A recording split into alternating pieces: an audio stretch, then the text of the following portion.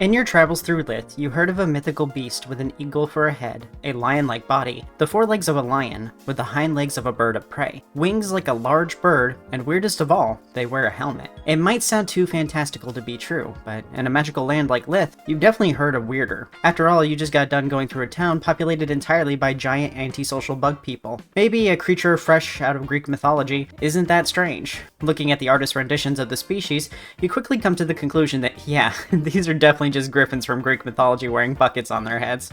Although, even myths have some basis in truth. You're reminded of the myth of the chimera and how it could breathe fire. That a lion, goat, and snake could mate and produce offspring is truly ridiculous. But the story was made to excuse the weird flammable gas activity in the area. So the creature chimera was made to excuse the fire of Mount Chimera. Perhaps this griffin is another fantastical excuse for a mundane event, but in Lyth, where monkeys made of goo and magnets can wander around the populace, a silly bird lion doesn't seem that impossible. Among the myths you've heard of these griffin was their origin. A creature much like the artist's rendition, albeit without the bucket, was delivering an important message. This creature was like none other. It was unfazed by the terrible skies of our past. It placed a helm upon its head and chose to venture out. Through storms, it delivered its message, returning months later with its helm fused tightly in place. This myth is ridiculous, of course. A helm might fuse to the head, but how does that explain the offspring having it? Armor isn't exactly a genetic trait. The more tales you hear of these bird brains, the more you become skeptical. It's funny, these creatures are supposedly quite common, although you've never seen one, often ferrying visitors about and delivering mail. You've traveled solely by land thus far. Guess it was time to go see a griffin about getting a taxi ride. You ask some flight about the nearest stop, and it turns out that there's several. You remember that while flight towns are a hotspot for adventurers looking for good gear, most are quick to leave the town when business is done. They must have built multiple stops to escape their boredom as quickly as possible. You get a room at a nearby inn near one of the stops, and every day for a few days you sit outside waiting to see one of these griffins. When one day while eating your lunch outside you hear a loud whoosh sound, ground shaking, and a bell ring. Looks like your ride is here. You run over, leaving your food behind, and holy crap-oli, they're real. A massive lion-like creature with the features of a bird of prey is standing right before you. It wears a large saddle with a cart on its back, passengers filing out of the cart, and the large beast says, "Watch your step. Single file, please." Watch that bottom step. It's a bit of a jump. Oh, the beast talks? Well, that should make it a lot easier to get your questions answered. You walk up to him and you crane your neck upwards. "Hey, you got a minute?" You raise your voice. Big Bird looks down at you and says, sure, what do you need?" Excitedly, you ask a bunch of questions, pointing at pictures in your journal, talking faster than the beast flies.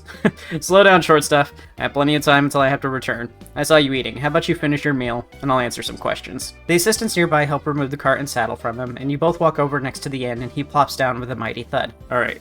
Let's start with just a couple, and you can finish up your lunch while I explain." You nod your head, stuffing another bite into your voracious maw. "You said you wanted to know about my helm. It's not a metal one like you might have heard of in the stories. It's actually a second skull, like our bug friends' exoskeletons." As you munch away, the friendly giant goes on to explain and answer all your questions to the best of their ability. Their skull starts out soft when they're born, then hardens as they age, and gets closer to their max size. As the head grows, this may leave marks on the helm, and typically only half of the head is covered. How else would they eat? He shows you this by lifting his chin and pointing underneath. His ears are just like yours, nothing special. His stature, according to him, is certainly out of the ordinary, but most griffin are larger than the average Lythian, but only by a couple feet or so. The front half of the body, by the shoulders, is always larger since the wings sprout from there. Their bodies are always furred, and wings always feathered. Their mane may occasionally have feathers, and their bones are hollow to help support flight. The depictions of them are off, though. You can see clearly his wingspan is much wider than any of the images. That must explain why even at his size he can stay aloft. Some may have an additional pair of smaller wings to further support flight. Despite these very rigid rules in their appearance, there is still a great amount of variety among them, with tales of some breaking the norms with wings like that of dragons. You're eating this up, nearly literally, as you take a new mouthful in with each sentence uttered. "What about babies? Do you have any abnormal variations like the Axomar?" you say with a mouthful of food.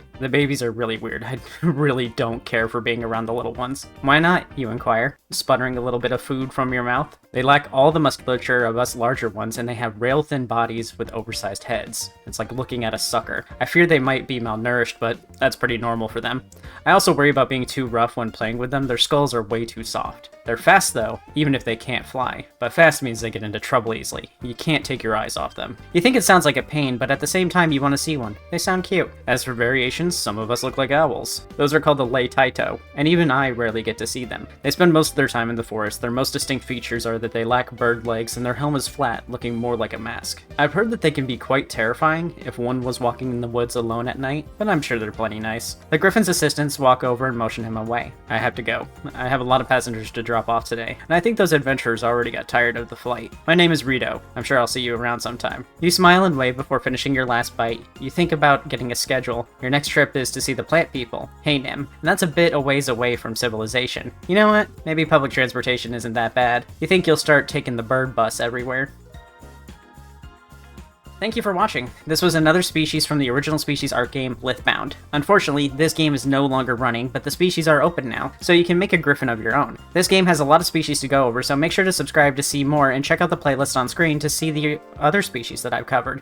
If you really like these videos, consider becoming a supporter. It's the best way to let me know that you want more of these species videos. The fact is that these videos appeal to a very small audience, and that makes support from you all that much more important. So let's say thanks to all the people who support me on Patreon, members on YouTube, super chatters, and people who buy my merch. All of it helps greatly. Becoming a patron or member is huge, like Rito, and it gets your name in the credits, like Aspirant Artist, Paper, Faye Penguin, Momentary Unicorn, Aurora the Puppy Moth, Sly, Nat, Marius, Yeenie, Worm Syrup, Rask, Ver, Beef, Bait, Sly again, Colorado Blue, Linky, Baxter Bunny, TG Dante, Fasoku, Linky, and Splackjack. I'll see you all next time with Haynim. If you like mythology, you'll like them too. They're kind of like all Rone.